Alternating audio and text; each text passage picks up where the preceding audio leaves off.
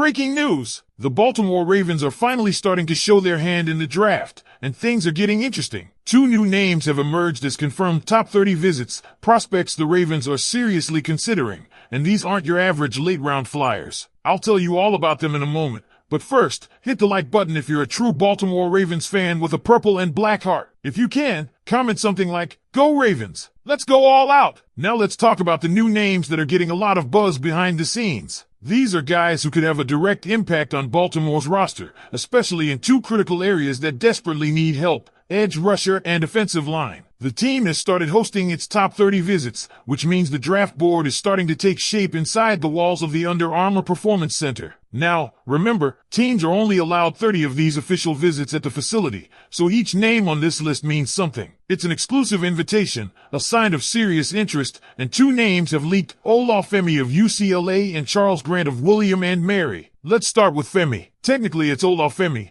but we'll stick with Femi for now. He's an edge rusher out of UCLA whose stock has exploded postseason. A scout described his rise as explosive, highlighting how he dominated during the Senior Bowl and across the pre-draft circuit. At 6'3" and 260 pounds, he looks the part. He's got the frame, the explosiveness, and he's built in the mold of a modern NFL edge rusher. Interestingly, he's developed a new move, the cross chop, a signature technique used by former UCLA star and current Colt Latu. That alone has set him apart in scout circles, giving him an edge, no pun intended, over similar prospects in his class. But here's the thing. While his Senior Bowl buzz is real and his testing was impressive, when you look at the tape and the numbers, it doesn't exactly scream first-round lock. In 2024, Femi logged 325 pass rush snaps and registered just 4.5 sacks. He added 7 QB hits and 19 hurries. Respectable? Sure. But elite? That's debatable. His pass rush grade was a modest 65.6, and his win rate? Just 10.6%, a number that lands near the bottom when stacked against his peers. His strength lies more in the run game, with a solid 78.6 grade in run defense and a 9.3% win rate in run stops. So, he's a project, a talented one, no doubt,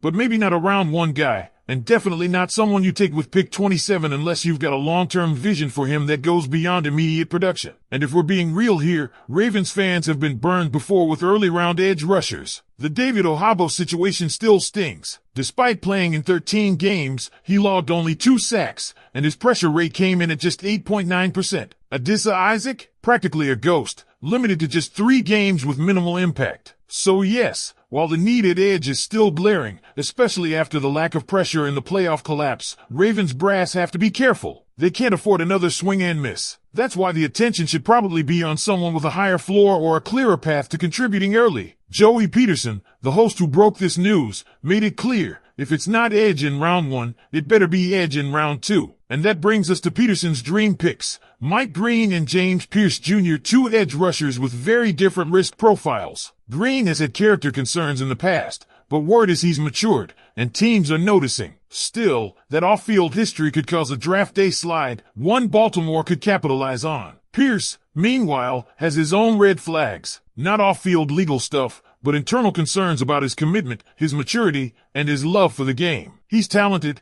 and projections have him hovering right around that number 27 spot. The Ravens might be hoping he drops. Now, let's pivot to Charles Grant, the offensive lineman out of William and Mary. He's another confirmed top 30 visit and perhaps one of the more intriguing small school prospects in the draft. Grant had a phenomenal 2024 season, boasting a 90.0 overall grade, with an 88.1 in pass blocking and an 89.9 in run blocking. He only allowed 2 sacks over 767 snaps. That's elite, no matter the competition level. But he's not coming from the SEC. He's not a household name. And yet, there's serious buzz that he could sneak into the late 3rd round. The Ravens have to be smart here, especially with their depth concerns on the offensive line. They're pretty set at tackle with Ronnie Stanley, who just inked a $60 million extension, and Roger Rosengarten, who had a standout rookie season. Center, locked down by Tyler Linderbaum. But it's the guard spots that need reinforcements. Daniel Falalay and Andrew Voorhees are penciled in, but competition is crucial. That's why it's a little surprising that Grant, a natural tackle, is getting so much love. Ideally, if the Ravens do go O-line in round 3 or 4, it should be an interior guy. So, where does this leave us? Here's the dream scenario laid out by Peterson. Round 1, edge or cornerback, with edge being the top priority. Round 2, whichever of the two they didn't pick in the first round. Then, in rounds 3 and 4, start addressing wide receiver and offensive line, ideally grabbing one of each. And they have another round 4 selection too, which Peterson once used on a defensive tackle to bolster the interior. As for specific names to watch, beyond Pierce and Green at edge, keep your eyes on Jaron Thompson and Nicky Minoru if they fall. Mikael Williams is another interesting one, not the most productive,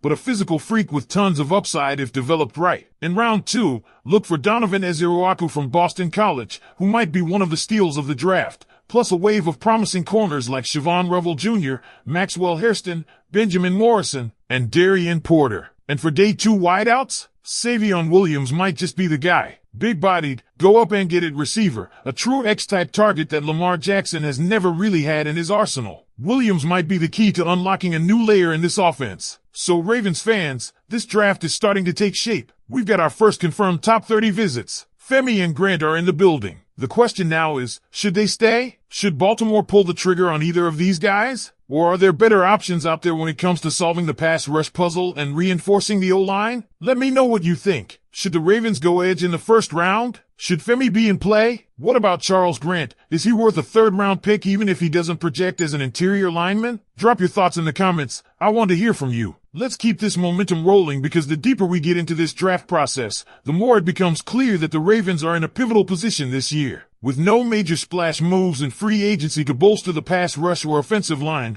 the front office has put the spotlight directly on the draft. And these top 30 visits? They're giving us a glimpse into how the team might be thinking when it's finally time to be on the clock. Now, while Femi and Grant headline the early visit list, don't overlook the broader draft strategy that's emerging. Baltimore is clearly prioritizing athletic traits, upside, and developmental potential, but they're doing it in a way that shows caution. You're not seeing visits with the ultra-hyped, can't-miss first-rounders. You're seeing prospects who could be mid-round gems, and that's important because this franchise has always been about value and long-term roster building, not just grabbing headlines. And let's talk about that edge rusher situation again because it's not just about Femi. The need is real, and it's urgent. The playoff loss put it all on display. When push came to shove, Baltimore couldn't get pressure on the quarterback. That cost them dearly. So even if Femi isn't the round 1 solution, someone has to be. James Pierce Jr., he's athletic, explosive, and probably available at 27. So what does all of this mean? It means the Ravens are building something, not just for 2024, but for the future. They're not chasing headlines. They're building depth, adding competition, and trying to find the next wave of core players who can step in and keep this team at the top of the AFC. And these top 30 visits? They're just the start. It's going to be fascinating to see how this draft unfolds. Will they stick to the plan and go edge early? Will they swing on a high upside receiver like Savion Williams? Will they address the offensive line depth that could make or break their season come November? And which of these visits, Femi or Grant, actually turns into a draft day decision?